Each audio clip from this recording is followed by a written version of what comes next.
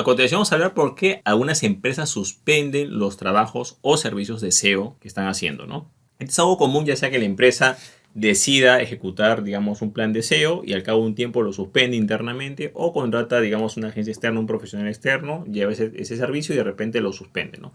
Vamos aquí a entender cuáles son las diferentes razones por las cuales esto puede pasar, que es algo realmente bastante común y que incluso involucra a muchos servicios en lo que es la parte online. Vamos a comenzar con el primer punto, que es el mal SEO. Hay que tomar en cuenta que si ese SEO que se está haciendo, ya sea de forma interna o externa, está mal planteado, digamos, hay ciertas deficiencias, por ejemplo, puede haber utilizarse algunas técnicas obsoletas que causen penalización, quizás no muy efectivo, la persona quizás no está muy capacitada en el tema.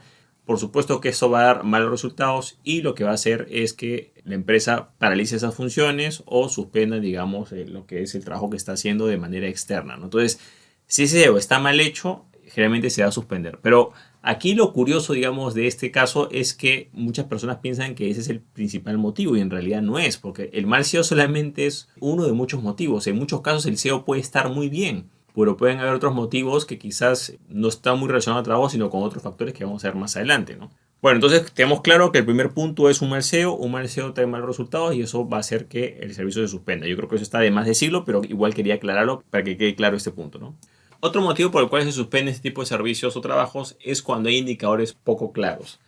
En lo que corresponde al SEO y posicionamiento web, hay mucho ruido en el mercado respecto a indicadores. Hay demasiados indicadores y muchos de estos no son los más adecuados para una empresa o negocio. Por ejemplo, si vamos a los indicadores más relevantes o más importantes, yo puedo mencionar, por ejemplo, que es la cantidad de tráfico orgánico por 20 búsquedas no pagadas que tiene un sitio web de manera mensual. O sea, si comparas un mes con el mes anterior, supone que si hay un avance, hay más indexación en ese indicador, hay más posicionamientos, si hay menos posiciones, se están perdiendo posiciones. Igual la cantidad de palabras claves indexadas, entre más palabras claves indexadas, más posicionamiento en buscadores, entre menos palabras claves indexadas, menor posicionamiento. También puedes ver los términos de búsqueda en general, hay gente que ve el sitio promedio, etcétera, pero lo importante es tomar indicadores oficiales, intensos por oficiales a las propias herramientas. En este caso, si quieres posicionarte en Google, sería Google Analytics y Google Search Console, ¿no? Ahí está la información importante. Pero ¿qué es lo que sucede? Que lamentablemente hay demasiados indicadores poco relevantes que a veces tienden a causar más confusión. Por ejemplo, hay personas que dicen una herramienta externa que de repente dicen, no, este es el nivel de autoridad y ese nivel de autoridad se lo inventan prácticamente. O hay gente incluso que se pone a utilizar Google por fuera y comienza a hacer búsquedas externas y comienza a ver en qué posición sale su página y en base a eso supone que ese es su posicionamiento, porque en realidad ese resultado que te aparece ahí es un resultado es individual, o sea, a cada persona le aparece diferente porque se toman en cuenta muchos aspectos, ¿no? Tu actividad de navegación, qué página has visitado, o sea, una de las peores maneras es buscarlo externamente, siempre es bueno que vayas a los indicadores importantes, pero hay demasiados indicadores, digamos, poco relevantes en el mercado que a veces tienden a confundir mucho. Entonces, en lo que corresponde a indicadores poco claros, puede deberse a dos motivos. El primero es que estás utilizando los indicadores no adecuados, que generalmente es lo que sucede en la mayoría de los casos, como también puedes quizás utilizar indicadores que sí son los adecuados, pero quizás la persona no los puede entender o se le hace difícil entender. Que eso vamos a verlo más adelante en lo que las personas quizás en un punto relacionado a estadísticas, ¿no? Bueno, otro punto importante es lo que corresponde a las expectativas poco realistas, ¿no? El SEO es un trabajo de mediano y largo plazo, por lo cual esos resultados se van a dar de forma gradual y en un largo periodo de tiempo que puede ser meses o años. No es un trabajo para días o semanas o incluso como mucha gente piensa de un solo mes y ya, no es así. Es algo que hay que hacer de forma constante. Entonces, a veces cuando no se tiene conocimiento sobre cómo funciona esto, se crean expectativas poco realistas, ¿no? La clásica, ¿no? El clásico ejemplo de que yo quiero estar en los primeros lugares de Google, en la primera posición. Claro, primera posición, pero en qué término y palabra clave y tienes que ver qué tan competido es. Y si, claro, todo es posible, pero si estás en un nicho muy competitivo o la palabra clave es o la frase clave es muy competitiva, no vas a esperar que eso lo va a hacer pues en un mes o 2 meses. Lo más probable es que te tome varios años, ¿no? Mientras que si el término es quizás no hay problema, no hay mucha competencia, entonces claro, posiblemente te sea más fácil, ¿no? Pero muchas veces las expectativas son poco realistas, están muy mal sustentadas, a veces utilizan metas como de otros rubros o de otras áreas que no tienen nada que ver. Y se puede entender quizás, ¿no? Que a veces uno dice, bueno, pero la publicidad paga, tú pagas si tienes tráfico inmediato. Sí, pero el SEO de posicionamiento orgánico funciona de otra manera. No es inmediato porque depende de un algoritmo y ese algoritmo tiene una serie de parámetros entre los cuales se ve lo que es el ritmo, la constancia, la calidad de contenidos, el tiempo que tiene ese dominio. O sea, son muchas cosas que realmente repercuten en el mediano y largo plazo. Entonces, a veces no hay expectativas realistas y estas expectativas realistas pueden venir tanto de parte del cliente o empresa como de la persona que ejecuta el SEO o posicionamiento web. Siempre lo más recomendable, o al menos lo que yo siempre digo a algunos clientes o potenciales clientes, es que los resultados lo van a ver recién a partir del sexto mes en adelante, quizás a partir del quinto mes en adelante, va a comenzar a verse algo. Y de ahí gradualmente irá creciendo. No es que va a crecer de forma exponencial o desde a partir del mes uno va a comenzar. No, eso toma tiempo. Entonces, mucha gente tiene expectativas poco realistas y lo que sucede es que se chocan con la realidad y lo que hacen es tratan de buscar algún tipo de atajo y por eso es que realmente abandonan y van a otra alternativa o ven otra manera o simplemente lo dejan de lado, ¿no? Otro punto que influye también en el tema de suspender este tipo de trabajos, ya sea de forma interna o externa, es que se hace un SEO incompleto. Y esto generalmente se debe a desconocimiento de los diferentes factores de lo que realmente involucra el SEO. Por ejemplo, mucha gente desconoce mucho de lo que se habló anteriormente, de lo que son pilares del SEO. Y el SEO no solamente es, por ejemplo, bueno, solamente voy a optimizar la optimización on-page, o sea, optimizo mi sitio web y ya. No es así. La optimización on-page o la optimización interna, título, etiquetas, tiempos de carga, todo eso, es un pilar de SEO de varios que hay. Generalmente hay varios pilares. Por ejemplo, en otros episodios algo que corresponde a 6 pilares del SEO, que es lo que es optimización interna, creación de contenidos, lo que es generación de enlaces internos y navegación o estructura. Está lo que es la parte externa o algún tipo de enlaces externos. Está lo que es la parte de normas, lo que es la parte de analítica web, entre muchas cosas más. Entonces, como puedes ver, son varios aspectos que involucra el SEO y a veces se hace un SEO incompleto y por supuesto que eso no va a dar resultados. O sea, no basta con solamente optimizar el sitio web y ya. No basta con solamente crear contenido escrito y ya. O sea, son varias cosas que hay que hacer. ¿Okay?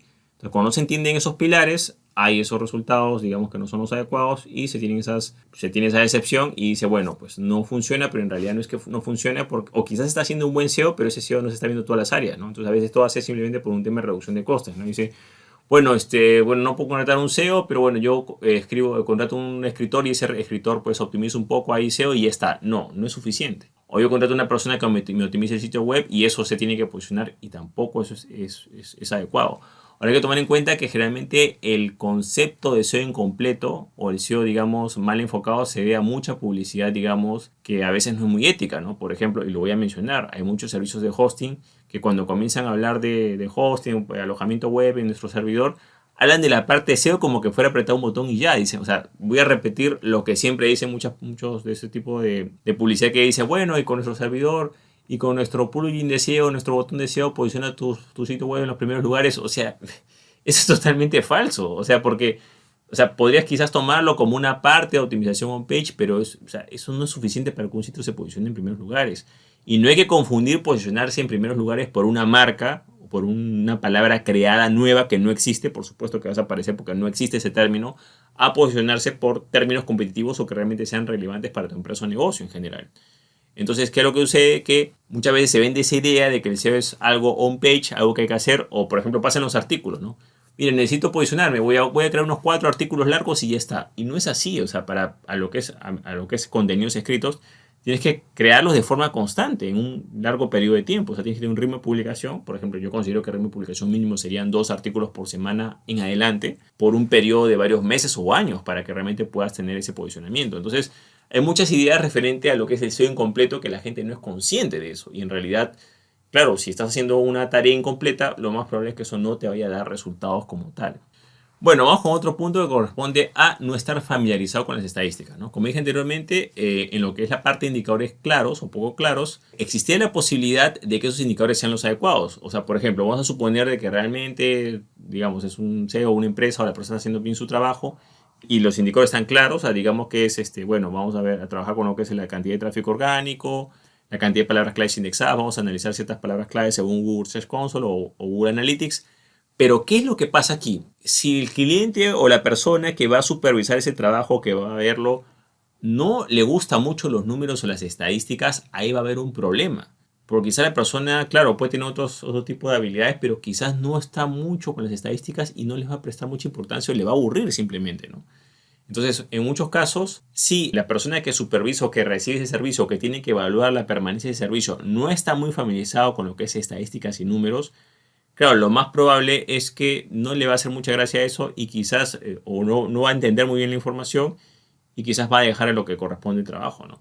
Ahora, hay que tomar en cuenta que acá hay una doble responsabilidad, porque claro, una cosa es que el cliente quizás no tenga muchas dificultades para ver eso y otra vez también depende mucho de quién hace el trabajo de SEO, porque a veces le dan todas las estadísticas de golpe, es mejor siempre resumirlas, o sea, darlas lo más sencillo posible para que la persona pueda digerirlas de una forma más sencilla. Hay que tomar en cuenta de que nosotros podemos tener mucho conocimiento de un tema, pero si no lo sabemos explicar de forma sencilla, claro, lo más probable es que tengamos esa barrera de comunicación, ¿no? Que vamos a hablar más adelante de lo que corresponde a la parte de comunicación.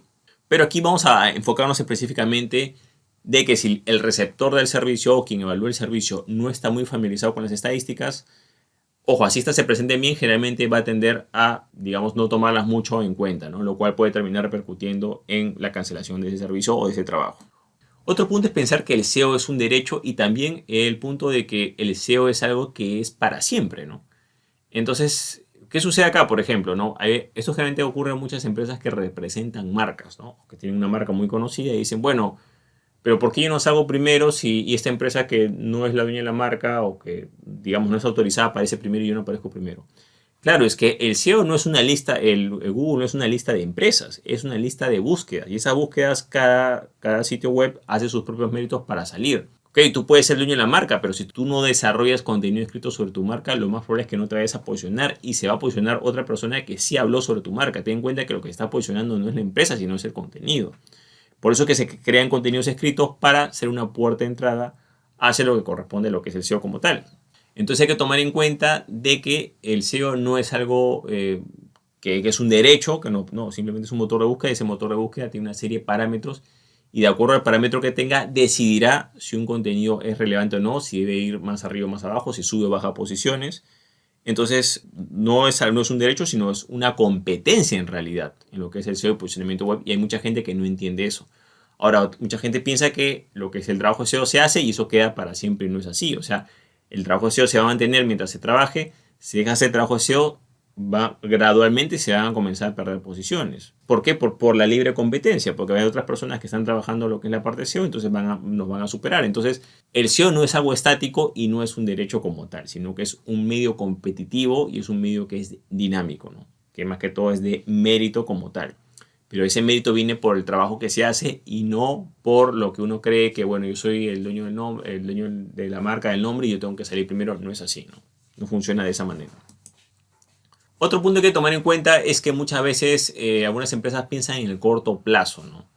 Y lamentablemente el SEO es un trabajo de mediano y largo plazo, ¿no? Entonces, por ejemplo, muchas personas están acostumbradas a lo que es la publicidad pagada, pagas y bueno, pues puedes tener publicidad ya, ¿no? Anuncios inmediatos y tráfico inmediato.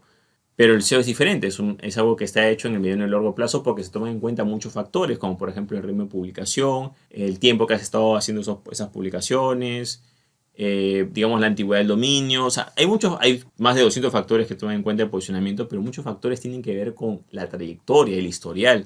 Por ejemplo, un sitio que constantemente para borrando su contenido o para migrando su servidor o se cae o pasa X y cosa, eso no es algo constante, no es algo confiable en el tiempo. Siempre se va a evaluar el historial de la página, ¿no? Si un sitio web se está infectando cada mes con malware y borra secciones y vuelve a crear y las cambia, entonces claro, no es constante, entonces eso es contrario a lo que es el posicionamiento web. Ahora, también muchas empresas cuando contratan servicios de SEO quieren ver resultados ya, en la semana, en el mes, y no es así. Generalmente los resultados, como dije anteriormente, tú lo vas a comenzar recién a ver en el quinto o sexto mes y generalmente van a ser más notables al año y quizás un poco más notables en el segundo año si se hace bien. Entonces, claro, esto puede ser difícil para muchas empresas decir, bueno, pues yo, ¿por qué le tengo que dar tanto tiempo a esta persona para ver resultados? Porque así funciona el SEO. Entonces, en este caso, lo que tienes que hacer es elegir bien al personal que va a hacer a esa función para que puedas tener, digamos, un producto final de alta calidad. Otro punto es dejarse llevar por modas y tendencias. Generalmente en el tema de SEO hay bastante desenfoque. Generalmente sale siempre la técnica prohibida o la forma en cómo sacarle la vuelta al sistema, o con esta herramienta tú vas a poder hacerle trampa a Google, lo vas a poder engañar, o mira, esto está de moda, ahora enfócate en esto. Entonces hay mucho desenfoque de gente que a veces tiende a desenfocarse en las actividades principales para darle prioridad a actividades de tendencias o modas que a veces incluso no están demostradas como tal a nivel SEO, ¿no?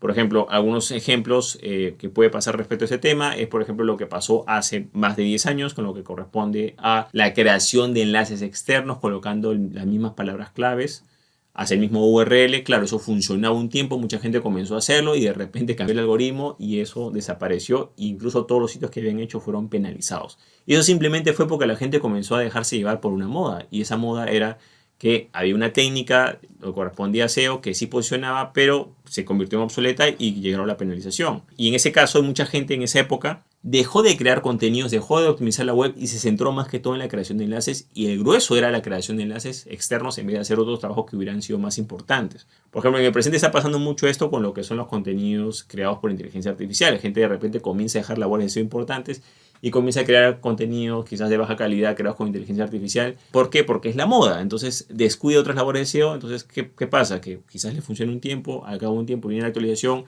penalizan esa acción y pierde las posiciones. Quizás termine en un lugar, digamos, peor del que estaba inicialmente, ¿no? También pasa mucho con las remodelaciones. Mucha gente dice, no, pero este sitio hay que cambiarlo, hay que remodelarlo.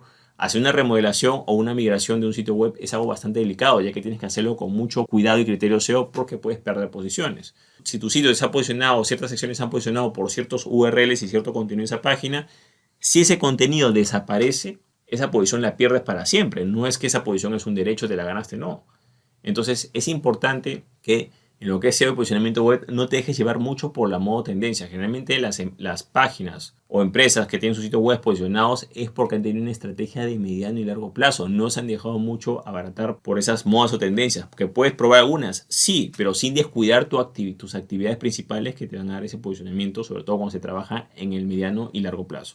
Otro punto importante es lo que corresponde a competidores externos, ¿no? Por supuesto que es un mercado competitivo y puede venir un competidor que quizás le va a ofrecer, digamos, otro precio, otro tipo de plan, quizás un tipo de servicio diferente. Entonces, esto es perfectamente normal, ¿no? Y no tienes que tomarlo mal porque es parte del día a día, siempre es un medio bastante competitivo, la parte sobre el SEO de posicionamiento web. Y está bien que haya competencia porque así se mejora lo que corresponde a los diferentes productos y servicios. Pero hay que tomar en cuenta, o sea, lo que tienes que tomar en cuenta es de que no eres la única persona o empresa que da este servicio, o no es el único trabajador que da este servicio, y tarde o temprano van a haber otros perfiles que, digamos, si esos perfiles hacen un buen trabajo y, digamos, tienen un contacto con la persona que toma las decisiones, puede pasar de que venga un competidor y que se haga eso, ¿no? Y que ese trabajo se reemplace para contratar a otro. Ahora hay que tomar en cuenta que lo que corresponde cuando una empresa ve la parte SEO, a veces tiende, digamos, como que a lapidar al profesional o la agencia o trabajador, lo que sea, muy rápido, ¿no? Entonces dicen, bueno, ya vas a trabajar y en el medio de 2 meses que ver resultados. Y no es así.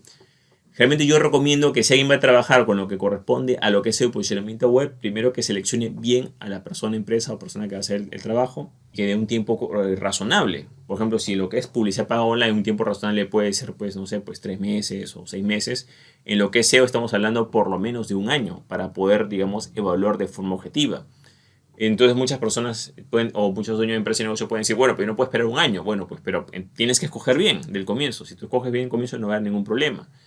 Entonces es importante tomar en cuenta porque a veces también viene lo que corresponde el desenfoque, ¿no? Entonces muchos dueños de empresa y negocio cometen el error, como dije, tienes que darle un tiempo para que la persona trabaje normal, pero por ejemplo contratan a una persona para lo que es la parte SEO o agencia y al toque se están desenfocando, al mes ya están viendo, escuchando otras opiniones, a otros expertos también de SEO, entonces no tiene mucho sentido de que tengas una persona encargada de una labor o de un área y te estés asesorando de otra persona de la misma área. Entonces al final lo que va a salir es un híbrido, ninguno de los dos va a poder trabajar o ninguno de los involucrados va a poder trabajar bien y eso va a terminar afectando tu SEO. Para entender este punto podemos usar el ejemplo del abogado, ¿no? Si tú vas a un juicio, te estás defendiendo en un juicio lo que sea y tú contratas un abogado o un bufete de abogados, tienes que seguir lo que ellos te dicen. No tiene mucho sentido de que tú estés con un abogado, estés con otro, estés con un bufete, estés con una persona que opina y al final tu estrategia de defensa se ve afectada porque no hay una coherencia en todo lo que se quiere hacer.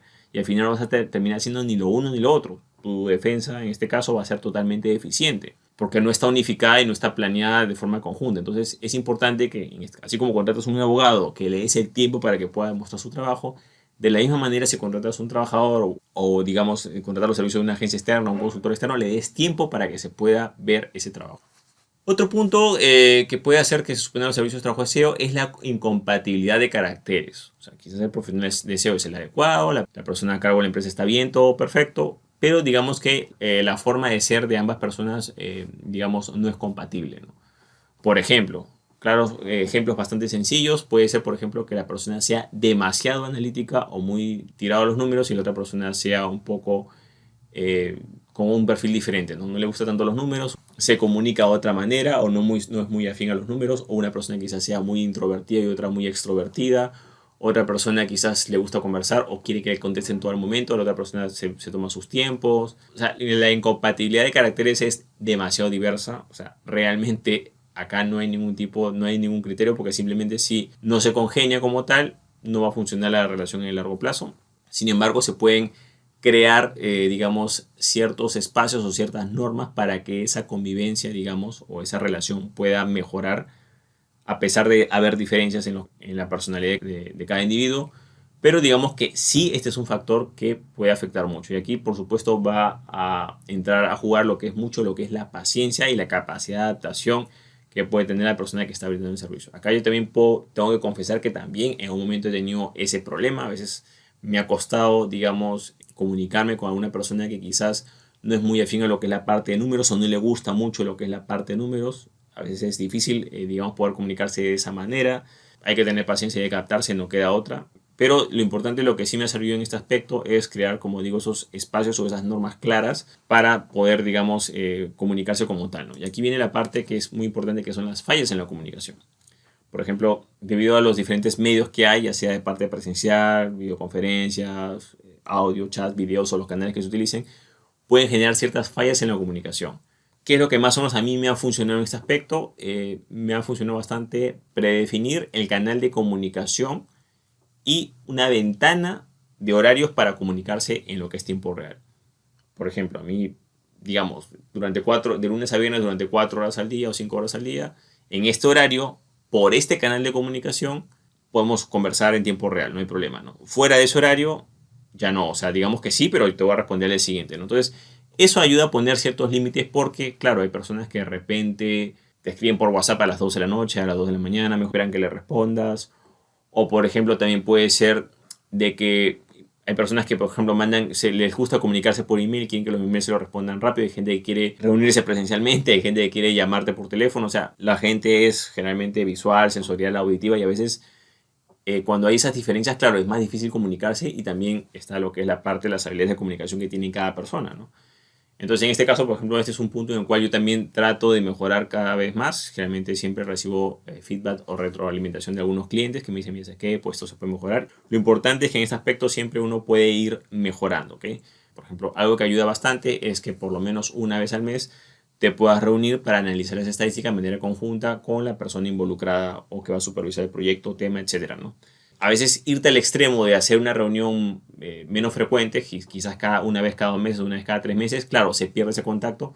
Como también puede pasar el caso contrario, gente que quiere reunirse todas las semanas o todos los días, claro, eso no va a ayudar mucho porque simplemente va a hacer que el trabajo se realice menos, porque simplemente está haciendo sobre reuniones y eso también va a quitar productividad. Otra cosa que también funciona en este aspecto es que cuando se acuerda la herramienta, tienes una herramienta, por supuesto, que sea para ese fin. Por ejemplo, es más adecuado si utilizas herramientas como, no sé, como Trello, usas Slack, Monday, o sea, una herramienta más específica para ese tema, ¿no? Hay varias en el mercado, por supuesto. Digamos, Slack me parece buena, pero en realidad hay un montón en el mercado para comunicaciones internas de trabajo como tal. Ahora, ¿cuáles son herramientas que quizás no son adecuadas para este fin? Claro, las herramientas que no son adecuadas para este fin es WhatsApp o aplicaciones de mensajería instantánea, porque no están diseñadas para eso, o sea, no están diseñadas para comunicaciones internas. Sin embargo, muchas personas las utilizan. Entonces es importante tratar de utilizar una plataforma que nos permita comunicarnos y que sea hecha para ese fin. No que adaptemos algo que nosotros hacemos, porque a veces quizás no todos se comunican de la misma manera, no todos usan WhatsApp como lo usamos nosotros, no todos quizás usamos email como lo usamos. O sea, no hay que generalizar, aquí es importante. Por eso es importante establecer parámetros que pueden ser de horarios, de días y de plataforma para hacerlo mejor. Por ejemplo, yo coloco este horario de lunes a viernes, de tal o tal horario para comunicaciones en tiempo real con el programa acordado de comunicación interna de la empresa, que puede ser Slack o similar. Y quizás en lo que corresponde a email, bueno, el tiempo de respuesta no puede ser en el momento, pero puede ser, pues, digamos, en 24 horas como acordado, ¿no? O sea, tiempo promedio de respuesta. Entonces, eso ayuda bastante, ¿no? Y por supuesto las reuniones de análisis, que esas reuniones de análisis pueden ser quizás mensuales o quizás quincenales para poder ver el avance de trabajo. Generalmente con las reuniones se hacen semanales o se hacen diarias, genera el efecto contrario, ¿no? Pero claro, esto va a depender también de cada empresa o negocio y de forma en cómo acuerdan comunicarse o cómo acuerdan llevar este punto. Bueno, para finalizar, quiero decirte que terminar, una relación en lo que corresponde a lo que es trabajo de SEO o servicio de SEO para una empresa o negocio es algo perfectamente normal. Y lo más importante en este aspecto es que indiferentemente cuál sea la situación que haya llevado a que se suspenda el servicio, siempre hay que terminar bien. Porque siempre todo en la vida da vueltas y quizás esa empresa o negocio, si nosotros nos vamos de una forma adecuada, posiblemente en el futuro pueda volver a contratar nuestros servicios, o si somos trabajadores quizás nos puedan volver a asignar esa tarea o recontratar. Entonces es importante siempre terminar bien. Así mismo, si somos una empresa o negocio y contratamos los servicios de SEO, siempre es bueno también terminar bien. ¿Okay? Quizás en el presente, y por ejemplo a mí también me ha pasado que algunas empresas han dicho, o sea, que hasta aquí el servicio ya, y generalmente era porque quizás no entendían, lo que se estaba haciendo o qué tan importante era ese servicio para ellos, ¿no? Lo habían visto como algo normal y claro, cuando se dejó hacer el servicio se dieron cuenta de esa diferencia. Bueno, es todo conmigo. Espero que te gustó este episodio. Si te gustó, no te olvides hacer clic en me gusta, dejar tu comentario en la parte de abajo, compartir el episodio y por supuesto suscribirte al podcast.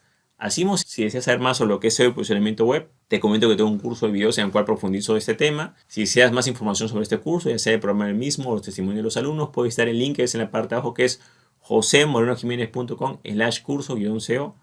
Bueno, eso es todo conmigo. Muchísimas gracias y estamos en contacto. Hasta luego.